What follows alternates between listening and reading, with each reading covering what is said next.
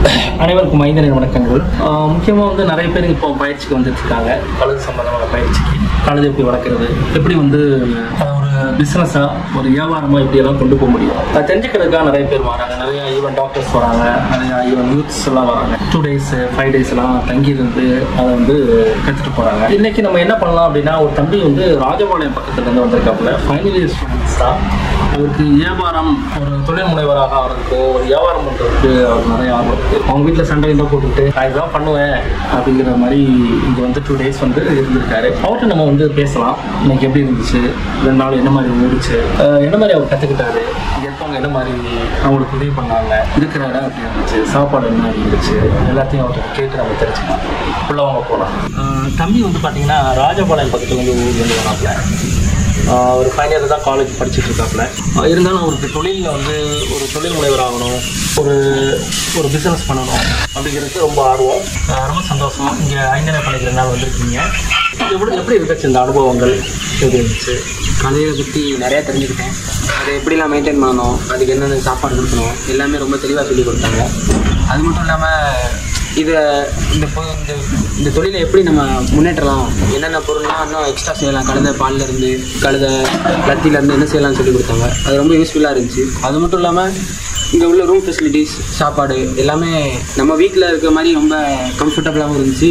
ரொம்ப happy sir. Thank you. நீங்கள் வர்றதுக்கு முன்னாடி என்ன மாதிரி நினச்சிருந்தீங்க கழுதை பற்றி? இங்கே வந்ததுக்கப்புறம் என்ன மாதிரி உங்களுக்கு ஒரு ஐடியா? கழுதை வந்து நம்மகிட்ட ஈஸியாக அடாப்ட் ஆகாது, நம்மளை பார்த்தாலே எத்தும் உதைக்குன்னு ஒரு பயம் இருந்துச்சு. ஆனால் அங்கே வந்து சரளமாக பழக விட்டாங்க. ஸோ அது ரொம்ப நம்மளை ஒன்றும் செய்யாதுன்ற மாதிரி ஒரு ஃபேர்னஸ் போச்சு. வர்றதுக்கு முன்னாடி இந்த மாதிரி உங்களுக்கு ஒரு பயம் இருந்துச்சு, இங்கே வந்ததுக்கு ஒரு பயம் போச்சு. இங்கே வர்றதுக்கு முன்னாடி கழுதையை பற்றி என்ன தெரிஞ்சுக்கிட்டு இருந்தீங்க, என்ன மாதிரி நினச்சிட்டு இருந்தீங்க? இங்கே வந்ததுக்கப்புறம் உங்களுக்கு ஐடியா என்ன மாதிரி சேஞ்ச் ஆகுது? ஃபஸ்ட்டு அதை பாலை மட்டும்தான் நம்ம குடிக்க முடியும் அப்படின்னு நினச்சிருந்தேன். ஆனால் சார் வந்துட்டு அதை பற்றி கொஞ்சம் ப்ரீஃபாக எக்ஸ்பிளைன் பண்ணி இப்படிலாம் பொருள் பண்ணலாம்னு சொல்லி கொடுத்தாங்க. சோப்புலேயே கொஞ்சம் 4-5 வெரைட்டிஸ் வச்சுருக்காங்க. அந்த சோப்பு நம்ம பாடிக்கு நல்லாயிருக்கும். அது மாதிரி ஒரு 4-5 ஃப்ராக்ரன்ஸ் மூலியமாக வச்சுருக்காங்க. அதுக்கப்புறம் சாம்பிராணி வச்சுருக்காங்க. இதெல்லாம் எப்படி மேனுஃபேக்சர் பண்ணுறாங்க? ரொம்ப சந்தோஷம். நிறைய இடத்துக்கு நீங்கள் விசிட் போயிருக்கீங்க, நிறைய இடத்துல போய் பார்த்துருக்கீங்க. அவங்களுக்கும் ஐந்தனை பண்ணைக்கும் கழுதை பண்ணைக்கு என்ன வித்தியாசம் இருந்துச்சு? மற்ற பண்ணையிலலாம் அவ்வளோவா நம்மளை ஒரு கேர் எடுத்து பார்க்க மாட்டாங்க. ஆனால் ஐந்தனையில் சார் ரொம்ப அடாப்ட் ஆகி ரொம்ப ஃப்ரெண்ட்லியாக பழகி எல்லாமே சொல்லி கொடுத்தாங்க. சார் கொஞ்சம் பிஸியாக இருந்தாலுமே எனக்காக கொஞ்சம் டைம் எடுத்து கொஞ்சம் நல்லா பேசினாங்க. அது கொஞ்சம் ஹாப்பி.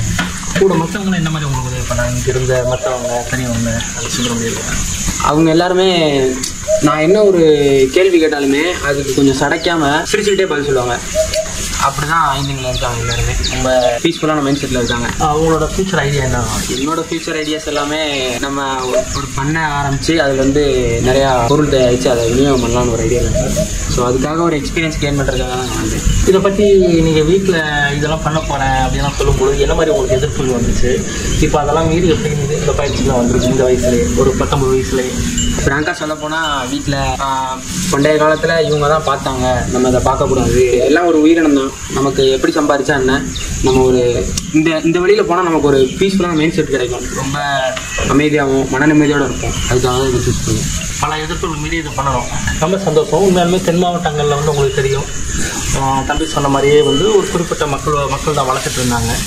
அப்போது நீங்கள் வளர்த்தா நம்மளை அப்படி தானே சொல்லுவாங்க அப்படிங்கிற மாதிரியான இன்னும் அந்த இஷ்யூஸ் எல்லாம் இருக்குது. ஆனாலும் அதுக்கு அப்பாற்பட்டு நிறையா உலகம் ஃபுல்லாக அந்த கழுதைகளை வந்து என்னென்னா இதுக்கான ஸ்கின் கேர் ப்ராடக்ட்ஸு யூரோப்பியன் கண்ட்ரீஸாக இருக்கலாம், இட்டாலி, ஜெர்மனி, ஃப்ரான்ஸு, இந்த மாதிரி எல்லா நாடுகள்லையும் சில வெளிநாடுகளில் இருக்க சில பண்ணைகள் பார்த்திங்கன்னா ஸ்பெசிஃபிக்காக குழந்தைகளுக்கான பொருட்கள் மட்டுமே, ப்ராடக்ட் மட்டுமே அவங்க பண்ணுறாங்க. சிலது வந்து அகாடமி மாதிரி கழுதைகளுக்கான அகாடமிக்கு வச்சுருக்காங்க பண்ணுறாங்க. சிலவங்க ரெஸ்கியூ பண்ணி வச்சுருக்காங்க, சிலவங்க சோப்புக்காக மட்டும் வச்சுருக்காங்க.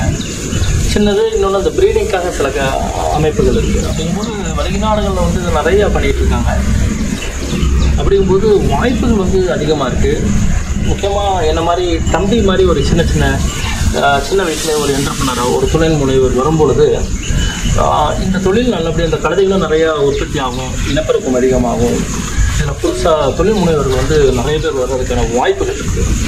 நீங்கள் மற்றவங்களுக்கு இந்த பண்ணையை பற்றி என்ன சொல்ல விரும்புகிறீங்க? அவங்க இங்கே வரலாமா வேண்டாமா?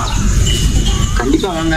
வந்தால் அவங்க வீட்டில் இருக்க மாதிரி தான் நல்ல ஒரு உபசரிப்பு இருக்கும். அதில் எந்த வித குறையும் இருக்காது. நீங்கள் வாங்க, வந்து 5 நாள் விசிட் பண்ணி பாருங்க, நல்லாயிருக்கும். பெஸ்ட்டாக. சந்தோஷம். உங்களுக்கு என்னோடய வாழ்த்துக்கள். நீங்கள் எந்த தொழில் பண்ணாலும் சிறந்து வருவீங்க. முக்கியமாக வந்து கழுதையை வந்து பார்த்துட்டு இருக்கீங்க. பஞ்ச கல்யாணி இதோட ப்ளஸிங்ஸ் நம்மளுக்கு எப்பவுமே இருக்கும். கண்டிப்பாக நன்றி. இந்த வீடியோ உங்களுக்கு பிடிச்சிருந்தா லைக் பண்ணுங்கள், ஷேர் பண்ணுங்கள், கமெண்ட்ஸ் பண்ணுங்கள்.